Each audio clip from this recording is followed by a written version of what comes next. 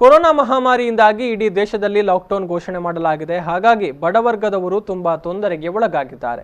ಈ ನಡುವೆ ಜಿಲ್ಲೆಯಲ್ಲಿ ಸಿಲುಕಿರುವಂತಹ ಕಾರ್ಮಿಕರು ಮತ್ತು ಬಡವರ್ಗದ ಮಂದಿಗೆ ನೆರವಾಗುವ ಕೆಲಸವನ್ನ ಬಜ್ಪೆಯ ಗ್ರಾಮ ಪಂಚಾಯತ್ ಸದಸ್ಯ ಶಾಹುಲ್ ಹಮೀದ್ ಅವರು ಮಾಡುವ ಮೂಲಕ ಮಾನವೀಯತೆ ಮೆರೆದಿದ್ದಾರೆ. ತಮ್ಮ ಎಲ್ಲಾ ಕೆಲಸಗಳಿಗಾಗಿ ತಮಗೆ ಆದಾಯ ತರ್ತಾ ಇದ್ದ ಬಸ್ಸನ್ನೇ ಪರ್ಮಿಟ್ ಸಹಿತವಾಗಿ ಮಾರಾಟ ಮಾಡಿದ್ದಾರೆ. ಕಾರ್ಮಿಕರಿಗೆ ಆಹಾರದ ವ್ಯವಸ್ಥೆಯನ್ನು ಮಾಡುವ ಜೊತೆಗೆ ಸುಮಾರು 800ಕ್ಕೂ ಅಧಿಕ ಕುಟುಂಬಗಳಿಗೆ ಅಗತ್ಯ ವಸ್ತುಗಳನ್ನು ಒಳಗೊಂಡ ಕಿಟ್ಗಳನ್ನು ವಿತರಿಸಿದ್ದಾರೆ. ಸರಿಸುಮಾರು 1600 ರೂಪಾಯಿ ವೆಚ್ಚದ 18ಕ್ಕೂ ಅಧಿಕ ವಸ್ತುಗಳನ್ನು ಒಳಗೊಂಡಿರುವ ಕಿಟ್ಗಳನ್ನು ವಿತರಣೆ ಮಾಡಲಾಗಿದೆ. ಇವರ ಈ ಮಾನವೀಯ ಕಾರ್ಯ ಸಾರ್ವಜನಿಕರ ವಲಯದಲ್ಲಿ ಪ್ರಶಂಸೆಗೆ ಪಾತ್ರವಾಗಿದೆ. ಇನ್ನು ಇವರ ಕಾರ್ಯದಲ್ಲಿ ಇವರ ಸಹೋದರ ಆರಿಫ್ ಬಜ್ಪೆ, ರಿಯಾಜ್ ಹರೇಕಳ, ಫಾಜಿಲ್, ಸಿನಾನ್ ಮತ್ತಿತರ ಯುವಕರ ತಂಡ ಸಾಥ್ ನೀಡಿದೆ.